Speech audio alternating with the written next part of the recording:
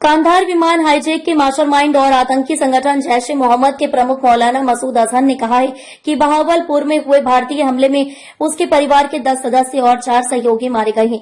BBC Urdu की report के मुताबिक मसूद अजहर ने बयान जारी कर बताया कि मरने वालों में उसकी बड़ी बहन और उसका पति मसूद अजहर का भतीजा और उसकी पत्नी मसूद की एक भतीजी और उसके 5 बच्चे शामिल हैं। बयान में यह भी कहा गया है कि आतंकी मसूद के 3 करीबी सहयोगी भी मारे गए हैं। इनके अलावा एक सहयोगी की मां की मौत भी हुई है।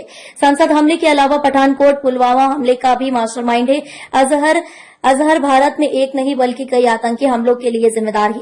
संसद हमले के अलावा मसूद 2016 में हुए पठानकोट हमले का भी मास्टरमाइंड है। इस मामले में दिल्ली पुलिस की चार्जशीट के मुताबिक मसूद ने भारत पर हमलों के लिए जैश-ए-मोहम्मद के कैडर का इस्तेमाल किया था। उसने 2005 में अयोध्या में राम जन्मभूमि और 2019 में पुलवामा में सीआरपीएफ के जवानों पर भी हमला करवाया था।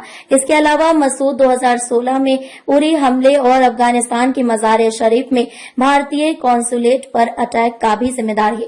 मसूद अजहर पहली बार 29 जनवरी 1994 को बांग्लादेश से विमान में सवार होकर ढाका से दिल्ली पहुंचा था। 1994 में अजहर फर्जी पहचान बनाकर श्रीनगर में दाखिल हुआ था। उसका मकसद हरकत उल जिहाद अल इस्लामी और हरकत उल मुजाहिदीन गुटों के बीच तनाव कम करना था।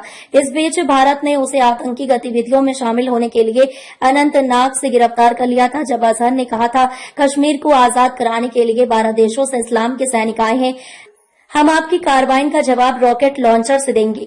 इसके 4 साल बाद जुलाई 1995 में जम्मू कश्मीर में 6 विदेशी टूरिस्ट को अगवा कर लिया गया। किडनैपर्स ने टूरिस्ट के बदले समूद अजहर को रिहा करने की मांग की। इस बीच अगस्त में 2 टूरिस्ट किडनैपर्स की कैद से भागने में कामयाब हो गए। हालांकि बाकियों के बारे में कोई जानकारी नहीं मिल सकी। 24 दिसंबर 1999 को काठमांडू से दिल्ली आ रहे एक भारतीय विमान को अजहर के भाई सहित दूसरे आतंकियों ने हाईजैक कर लिया था। वो इसे अफगानिस्तान के कंधार ले गए, जहां उस वक्त तालिबान का शासन था।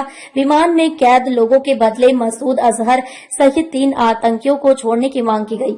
आतंकियों की मांग पूरी हुई और मसूद आजाद हो गया। इसके बाद वह पाकिस्तान भाग गया। चीनी सरकार यूएनएससी में मसूद को ग्लोबल टेररिस्ट घोषित होने से कई बार बचा चुकी है। 2009 में अजहर को वैश्विक आतंकी के लिस्ट में शामिल करने के लिए पहली बार प्रस्ताव आया था। तब लगातार 4 बार चीन ने सबूतों की कमी का हवाला देकर प्रस्ताव पास नहीं होने दिया। अक्टूबर 2016 में चीन ने फिर से भारत के प्रस्ताव के खिलाफ जाकर यूएनएससी में अजहर को बचा लिया। इसके बाद 2017 में अमेरिका ने यूएनएससी में अजहर को आतंकी घोषित करने की मांग उठाई।